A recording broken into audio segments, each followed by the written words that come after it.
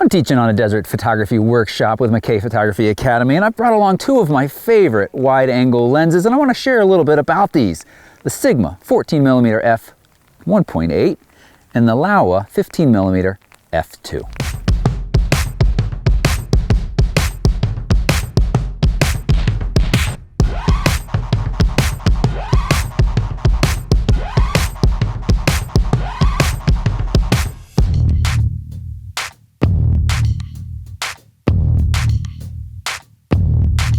I'm on a desert Southwest photography workshop, and I've brought along the FE mount of one of my favorite lenses, the Sigma 14mm f1.8. Just a fantastic wide angle, especially for shooting stars.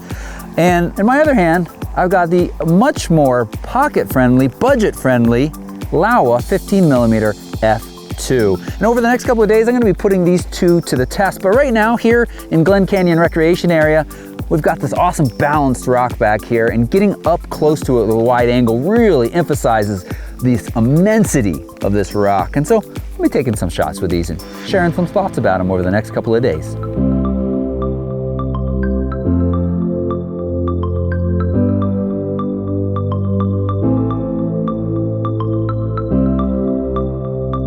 All right, so we're just kind of making our way around this awesome balanced rock. And one of the things we talked about here and really can drive home with a wide angle lens is leaving a person in the shot for a sense of scale, to really get a sense of how massive this rock is.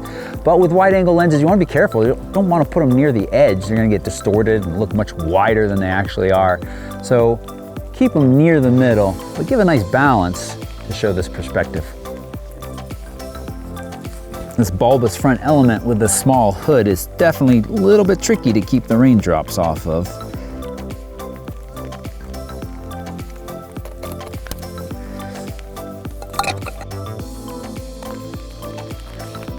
All right, so you put the Laowa on and immediately you have a much smaller, lighter package. Downsides being it's a manual focus lens and it's manual aperture with a ring on the lens to control. I've got less of a bulbous lens hood here, and you can actually even use filters with this lens. Not that I'm gonna throw on any filters at the moment, unless they invent a filter with a windshield wiper.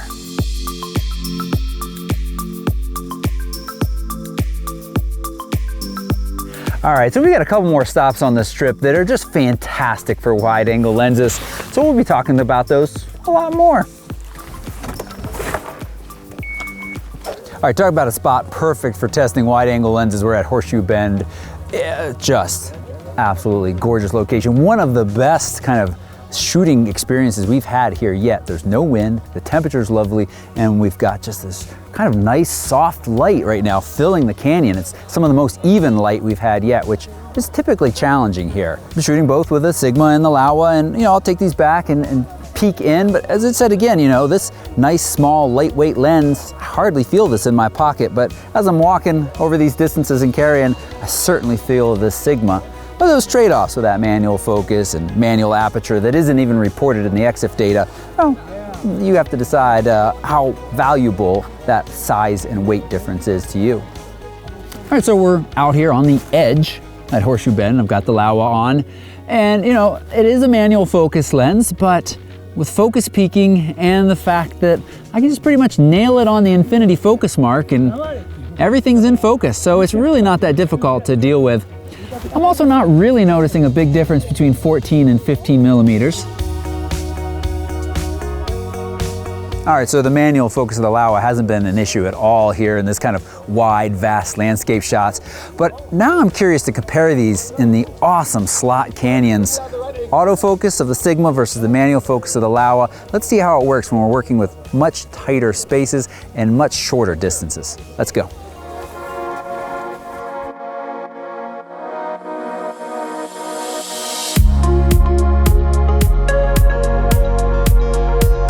All right, so we're starting to get into the really exciting parts of this canyon now. Just some awesome texture, and I'm gonna start shooting with the Laowa, the manual focus lens, and see how it performs in here.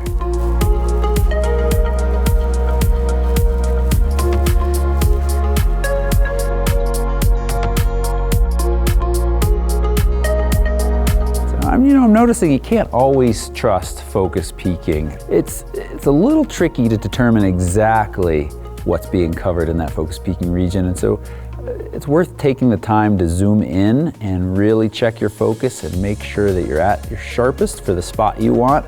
And that does slow this operation down, certainly more than an autofocus lens would.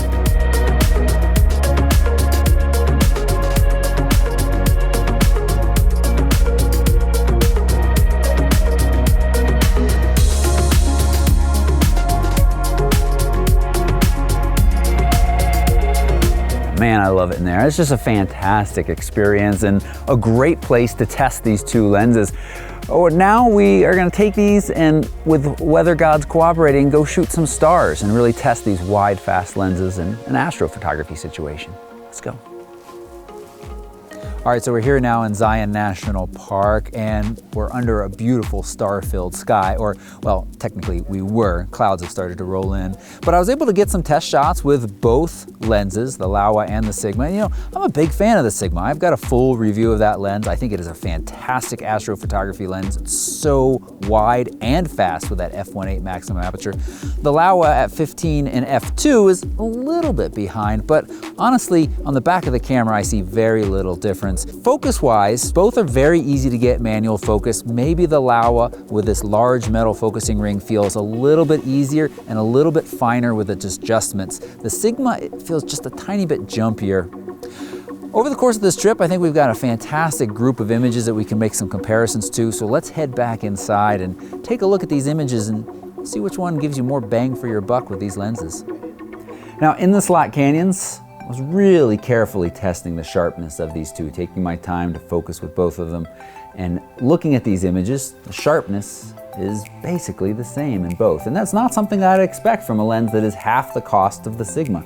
So I was really pleasantly surprised. And even if you go out towards the edges, like in this shot of this little tumbleweed sitting in this crook here, I mean, it is just equally sharp with both lenses. Now, one thing that I talked about and was relying on focus peaking because the Venus is manual focus lens. And it really kind of feels like that focus peaking isn't always as accurate as we would like.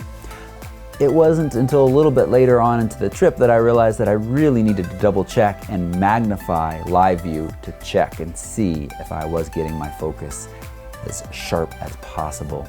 And I saw that in the Horseshoe Bend with a couple of shots that looked great on the back of the camera, but once you zoom in, you definitely see that they're not as sharp as they could be. A little bit later on, using that focus magnification allowed me to really nail the sharpness, and again, it just compares very nicely with the Sigma. Same thing with the low light, the astrophotography shots where, you know, it really doesn't matter if the lens is autofocus or not, and the Venus again performed very, very well. Now I know some of you are gonna ask this. There is a little bit of coma present in both lenses. There is that slight difference in f1.8 versus an f2 that allows you to maybe keep your ISO just a third of a stop lower in the Sigma, but really in the real world I saw very little difference in the cleanliness of those files. So image quality is very similar between these two.